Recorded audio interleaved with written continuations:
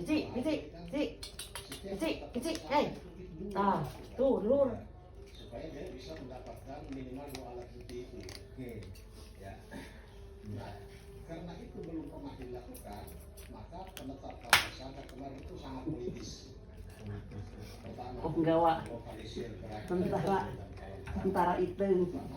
gerakan sekarang Sudah masuk kepada mencari jepret.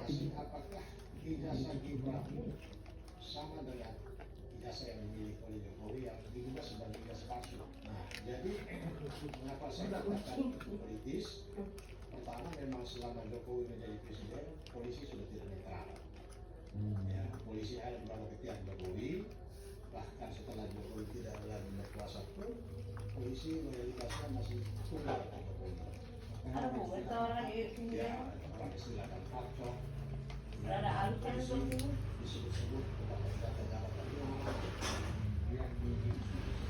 ya. Jadi itu tidak akan dilakukan oleh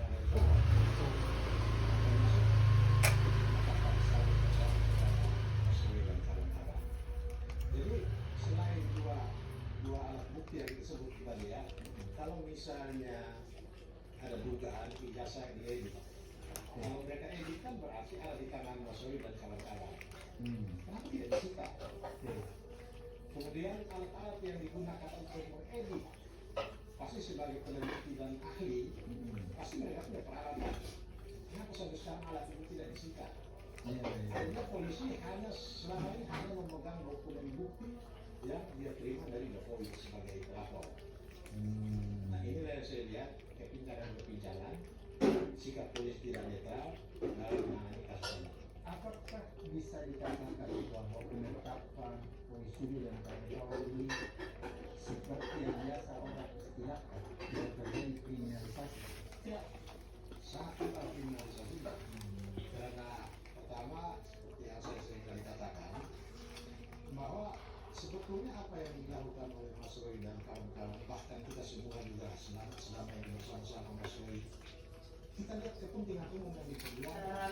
Buat Mas Roy dan kawan-kawan, nama baik Jokowi itu tidak penting, tidak ada harganya. Kenapa saya bilang tidak ada harganya? Karena sebagai seorang presiden 10 tahun berkuasa, di penghujung kekuasaannya masyarakat menyebut-nyebut ijazah Jokowi palsu, bahkan sebagian menyatakan tidak palsu.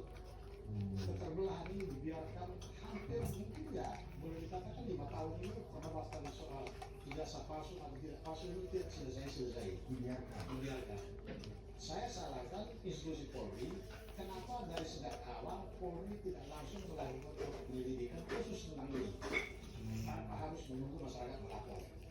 Karena ijazah palsu seorang presiden ya, itu kan soal kepentingan umum yang harus didahulukan. Polri harus proaktif turun tangan melakukan penyelidikan. Kalau dari sejak awal melakukan penyelidikan secara fair, maka perdebatan yang berkepanjangan ini tidak akan terjadi. Jadi ini salahnya polisi. Karena dia membiarkan perdebatan itu, bahkan begitu masyarakat melapor pun laporan masyarakat justru ditutup. Ditahan penyelidikan. Mengapa ditahan penyelidikan? Karena tidak mungkin ada pra-peradilan lain.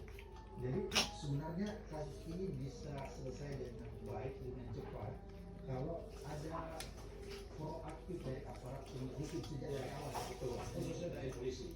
Kemudian apakah juga ini mempengaruhi karena selama ini Pak Jokowi sendiri belum pernah menampilkan secara langsung kelayakan terhadap ijazah yang dimiliki. Ya, itulah yang membuat semua orang curiga. Kenapa Jokowi menutup itu? Tapi kan dia katanya dia sudah memperlihatkan kepada satu relawan.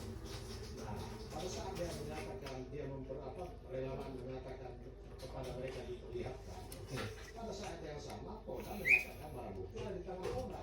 Jadi kalau informasi bertentangan. betul, jadi kalau pada saat barang itu ada dalam status penyitaan, kok Jokowi bisa seenaknya datang ambil? Tidak bisa. Itu kan ada mekanismenya. Apalagi setiap kali kita tanya penyidik berkaitan dengan pemeriksaan terhadap polisi dan kawan-kawan, penyidik pemeriksaan. Jadi mereka ini ya berdusta. Penyidik Polri juga berdusta, relawan itu berdusta. Akhirnya masyarakat dicekok dengan dusta. Oke, jadi inilah yang menurut Pak Petrus selaku kuasa hukum Roy Suryo dan kawan-kawan bahwa banyak kejanggalan yang seharusnya tidak harus sesegera itu ditetapkan Roy Suryo dan kawan sebagai tersangka karena peristiwa pidananya belum ada, belum ketemu, terus alat buktinya juga belum ketemu. Jadi soal peristiwa pidana